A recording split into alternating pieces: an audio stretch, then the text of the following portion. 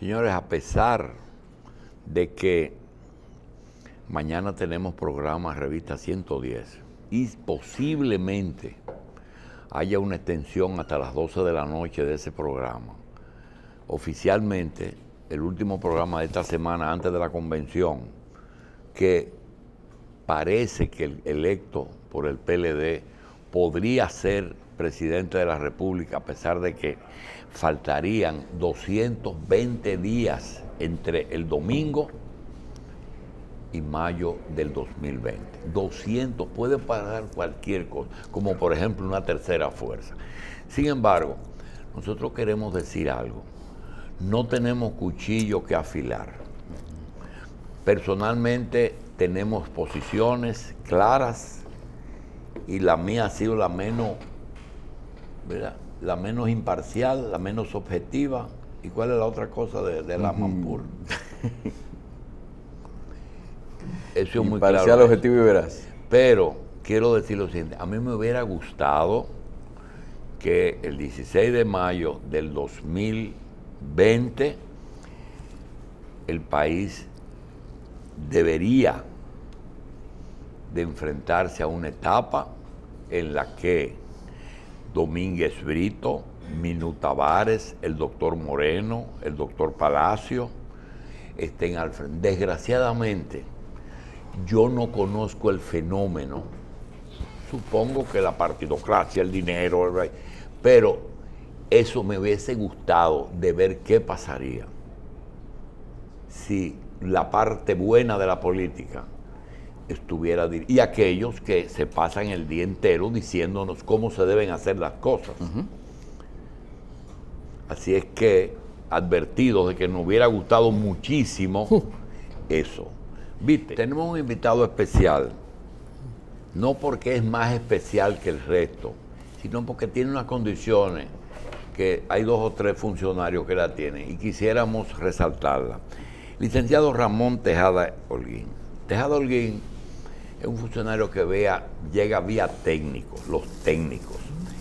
Y el presidente Medina, en el secretariado de la presidencia, también en el técnico, en el técnico, en el de la presidencia y en el administrativo, tiene personas que son técnicas. Pero cuando él los nombró, les permitió entrar con su cabeza. No tuvieron que dejar la cabeza afuera.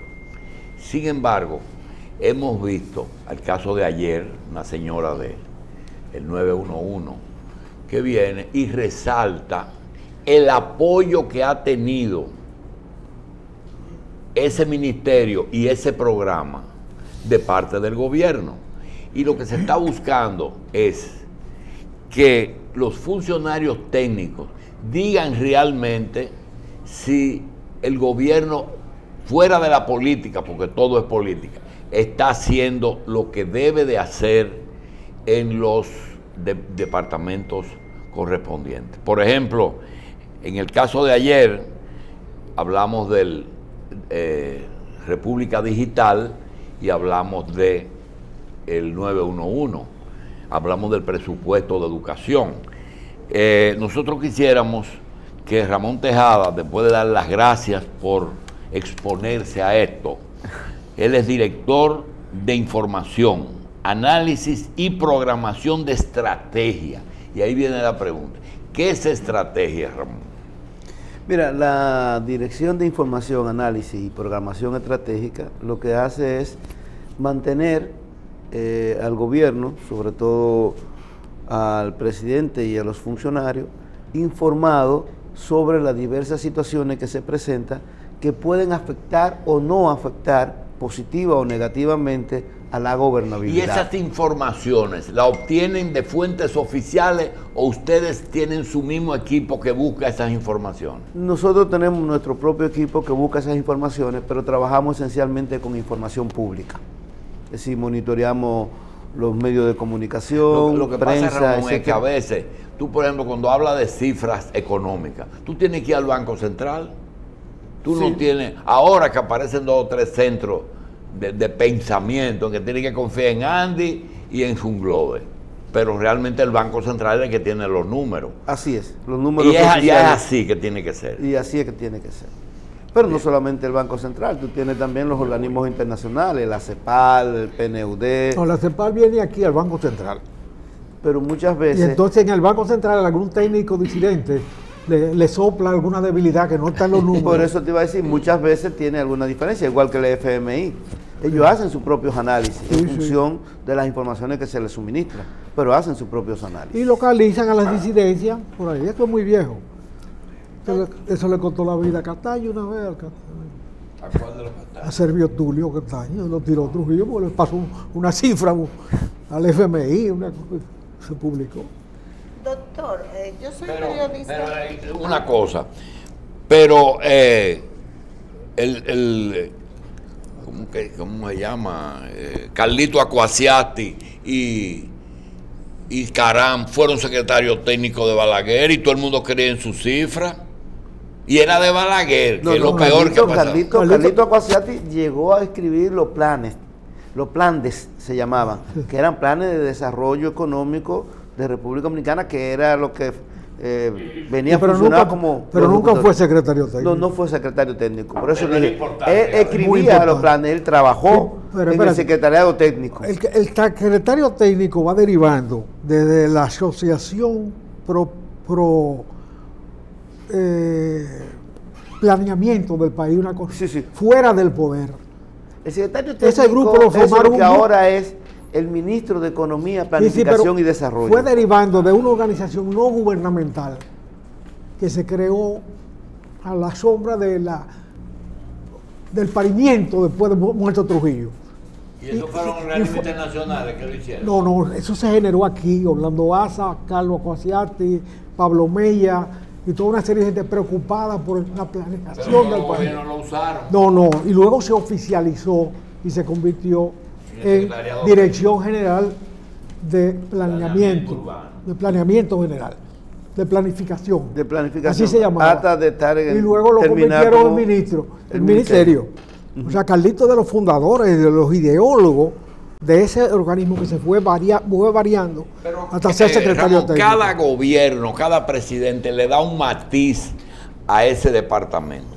¿Cómo ha sido con Danilo Medina? ¿Le ha sido cómodo trabajar a ustedes o han tenido que manipular muchas cifras? No, nosotros no manipulamos cifras porque entonces no vamos... Ponme a que le duela menos. Si manipulamos cifras le estamos dando una información al presidente que no le sirve para tomar decisiones. Las informaciones nuestras son para que se tomen decisiones. Sí. Y si son para que se tomen decisiones, no pueden ser manipuladas. Ahí no hay vuelta floja. Lo que sí te puedo decir es que nosotros hemos tenido toda la libertad de nombrar el personal que hemos querido, el que necesitamos. No hemos tenido ningún asunto de que, mira, el compañerito, la compañerita, absolutamente nada. Ha sido una institución totalmente técnica. Para poner un ejemplo, el presidente va los domingos, tiene casi 300 visitas sorpresas. Ahí ocurren cosas, promesas, realidades.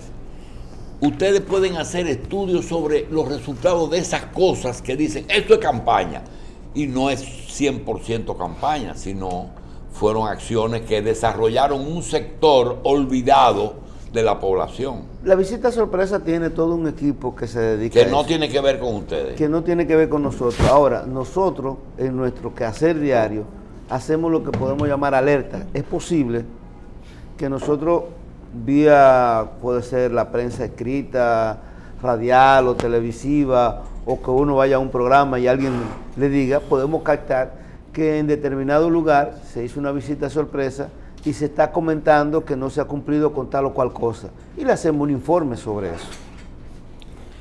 Doctor, eso puede ocurrir. Hace una década los funcionarios públicos tenían por costumbre enviar todas sus informaciones a los diferentes medios de comunicación.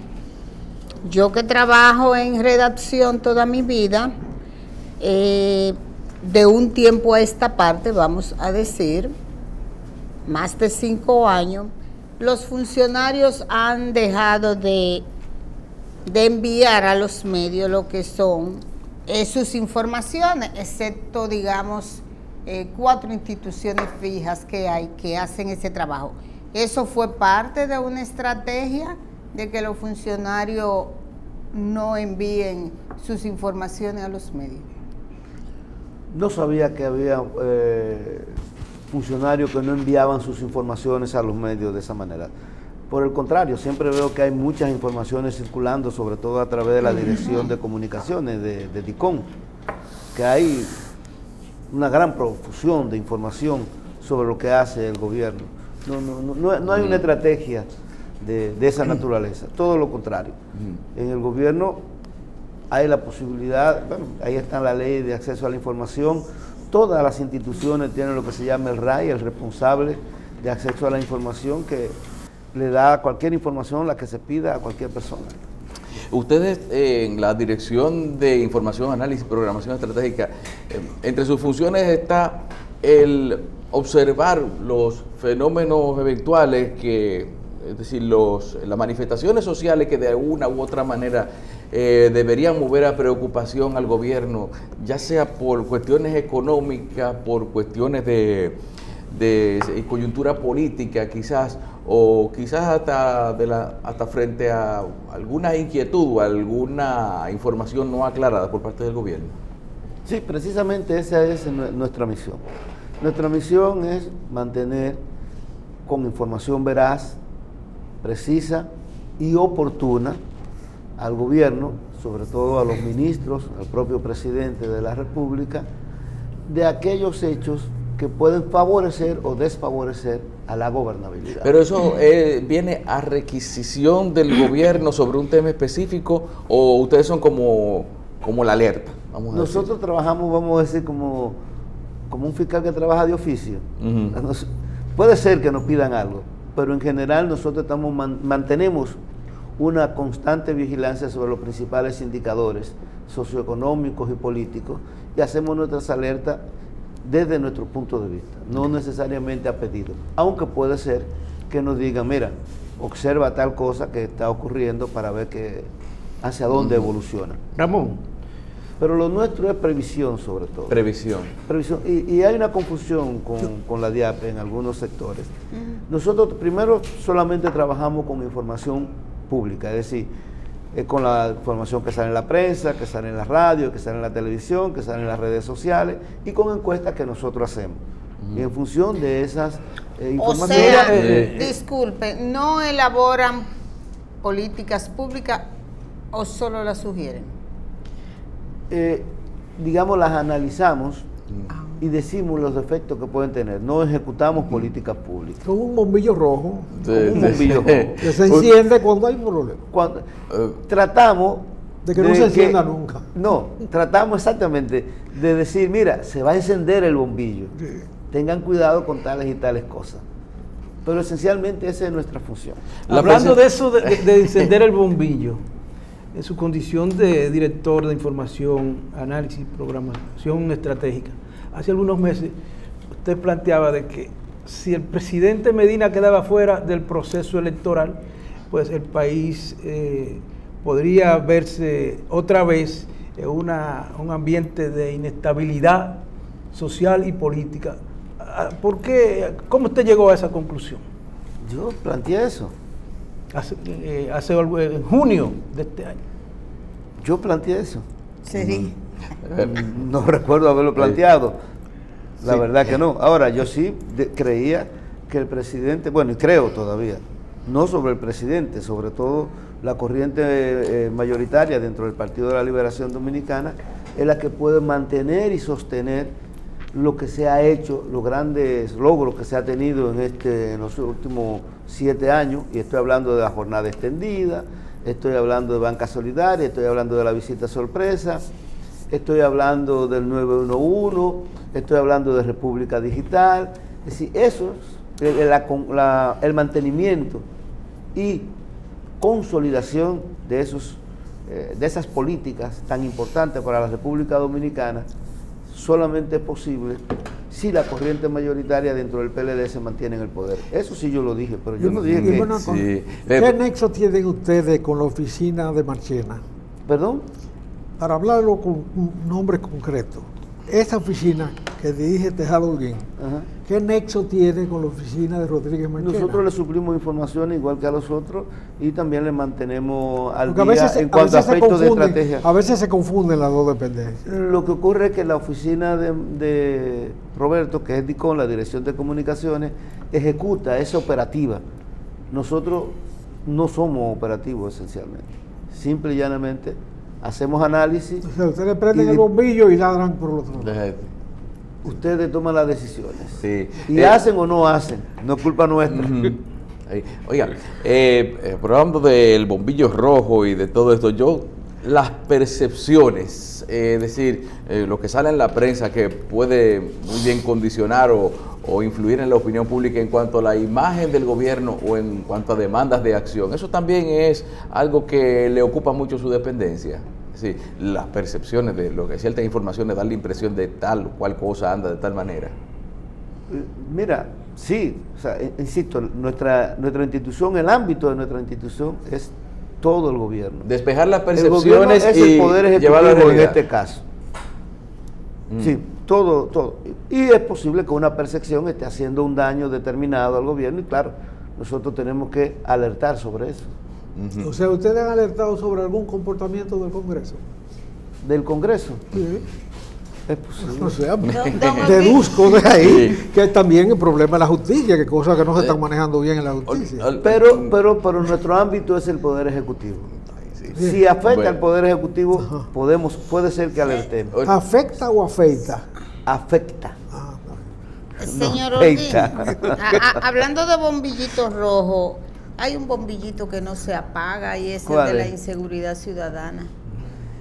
Mira, nosotros hacemos un barómetro alrededor de cada 3 meses sobre el tema de la seguridad ciudadana y la seguridad ciudadana en los últimos 7 años ha mejorado sustancialmente, incluyendo la tasa de homicidio, por ejemplo, ha bajado de ser alrededor de 20 cuando nosotros llegamos a estar cerca de 10 en este momento.